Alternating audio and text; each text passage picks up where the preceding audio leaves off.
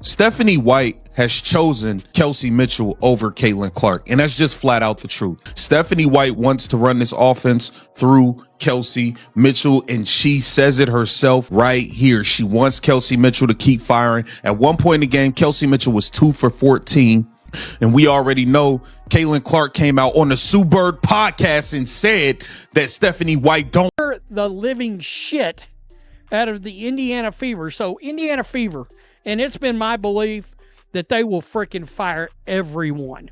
And I do believe this.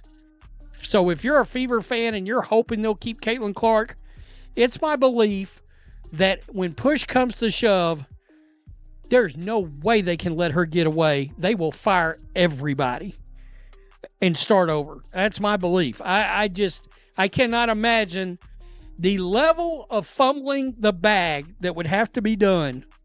So, lads, this is not a great look for the Indiana Fever organization. If you've got Caitlin Clark, the star of the Indiana Fever. The silence is deafening, and that should terrify every Indiana Fever fan. While everyone's been celebrating stats and highlights, the real story has been unfolding in hushed conversations, deleted social media posts, and carefully worded injury reports. Caitlin Clark. Following a July 15th injury to her right groin, Indiana Fever guard Caitlin Clark underwent further medical evaluations earlier this week. The team can confirm that no additional injuries or damage were discovered through the evaluations. Clark will continue working with the Fever medical team on her recovery and rehabilitation, with the priority on her long-term health and well-being. What I'm about to reveal isn't just about basketball disagreements or typical rookie adjustments. This is about a systematic breakdown between a generational superstar and an organization that fundamentally misunderstands what they have. Caitlin Clark meant to the WNBA. Everything. She's changed the dynamic and history forever for women. I see a lot of young girls here today, and I see how inspired they are, and she's even gotten me back into basketball. I think she has brought attention. She did it for us. We had never watched, and we have become big fans. I don't think her contributions have been extreme as what people think they are. I think the league in itself has been getting better, and that's really what we should be focusing on. I think she's brought a lot of attention to the WNBA, and it's needed. I think it's great. I actually grew up watching the WNBA, so it's really exciting to see a resurgence. She meant everything. I never watched it before. The digital breadcrumbs tell a story that nobody wants you to notice, but the evidence is overwhelming. Caitlin Clark isn't just frustrated with Indiana. She's being systematically undermined, and the proof is hiding in plain sight. I'm about to pull back the curtain on one of the most carefully concealed conflicts in professional sports, and what you're going to discover will completely change how you view everything that's happened this season. But before we dive into this investigation, hit that subscribe button and ring the notification bell, because stories like this don't stay quiet for long, and you don't want to miss what's coming next in this evolving situation.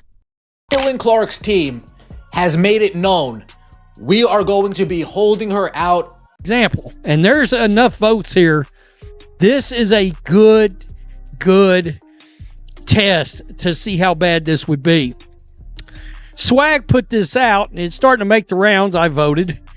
Okay, Fever fans, answer this. If Caitlin leaves Fever, would you still support the Fever?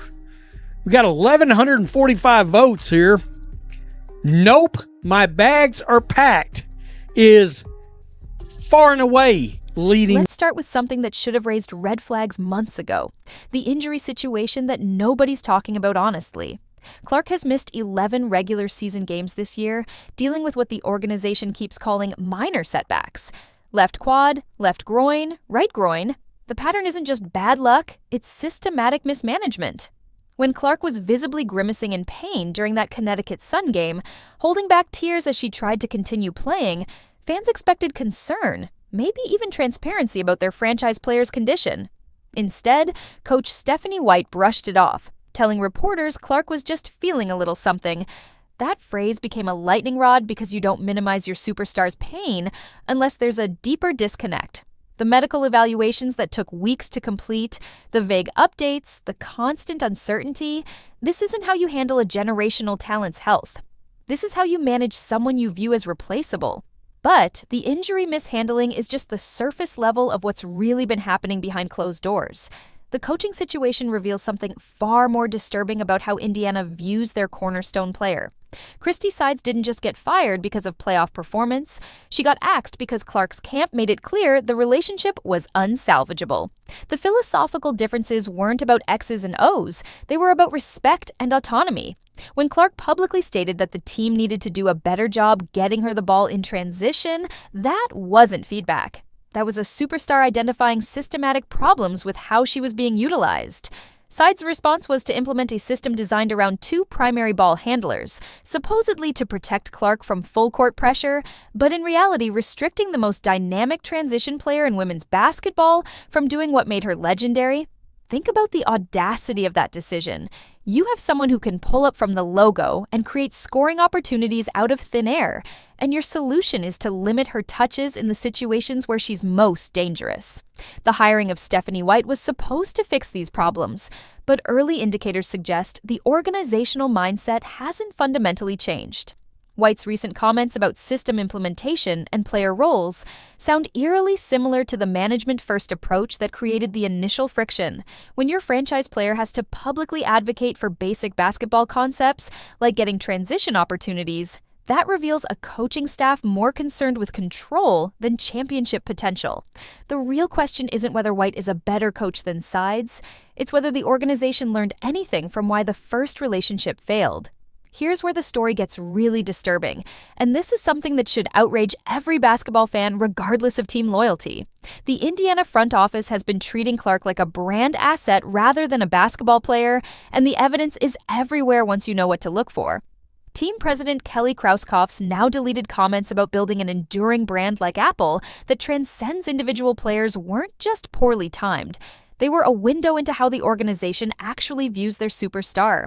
The fact that Krauskopf felt compelled to delete her entire social media presence after those comments resurfaced tells you everything about the internal panic when their true priorities got exposed. You don't talk about your franchise player as if they're a temporary marketing tool unless you fundamentally misunderstood what professional sports partnership looks like.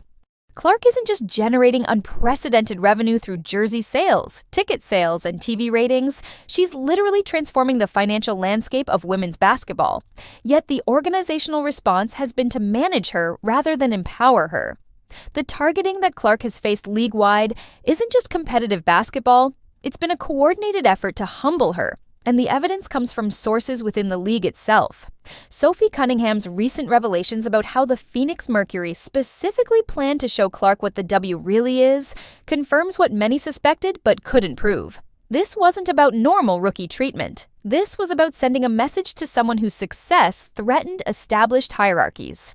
When Cunningham describes locker room conversations about intentionally roughing up Clark beyond typical rookie hazing, that's not competitive spirit. That's systematic intimidation. The fact that this behavior was so widespread that former players are now speaking about it openly reveals how the league's veteran establishment viewed Clark's immediate impact as a threat rather than an opportunity. What makes this targeting even more problematic is how Indiana failed to protect their investment.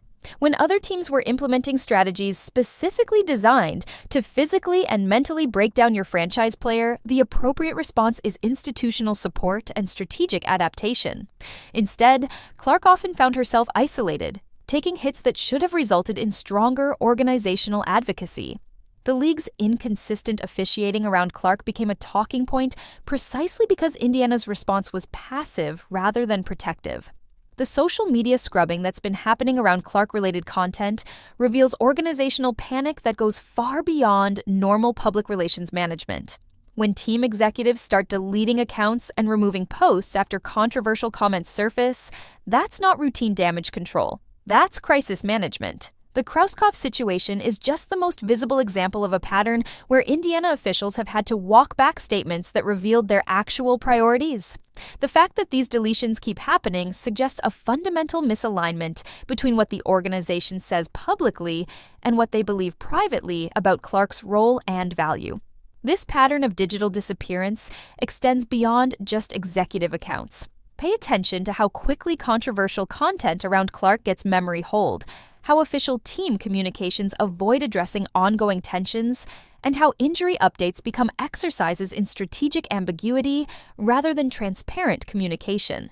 When organizations start managing information this aggressively, it's because the truth doesn't support their preferred narrative. We're now at a breaking point where the accumulated tensions have created an unsustainable situation. Clark's recent absence from All-Star Weekend wasn't just about injury management. It was about a player who's exhausted from fighting for basic professional respect within her own organization. The timing of these injuries, the mysterious evaluation processes, the careful language around her availability, none of this happens in a healthy player-organization relationship. When your superstar is more celebrated at away games than at home, when Iowa fans show more appreciation for her current success than Indiana supporters feel permitted to express, those aren't random dynamics. They're symptoms of deeper problems. The 2026 free agency landscape is going to reshape the entire WNBA, and Clark's situation is already influencing how other players view organizational loyalty versus individual empowerment. Smart agents are taking notes on how Indiana has handled their generational talent, and those lessons will impact negotiation strategies across the league. If Clark's experience becomes a cautionary tale about what happens when organizations prioritize control over partnership, the ripple effects will extend far beyond one player or one team. This story is bigger than basketball because it represents a fundamental shift in how professional athletes approach career management and organizational relationships. Clark didn't come to the WNBA to be managed. She came to lead, to dominate, and to shape the future of women's basketball. The question facing Indiana isn't whether they can keep Clark satisfied enough to fulfill her contract. It's whether they're willing to evolve their approach before other organizations demonstrate what true player empowerment looks like. What we're witnessing isn't just typical growing pains or contract negotiations. It's the early stages of a transformation that will define how the next generation of WNBA superstars approach their careers. The digital breadcrumbs are all there if you know how to read them, and the message is clear. Change is coming whether organizations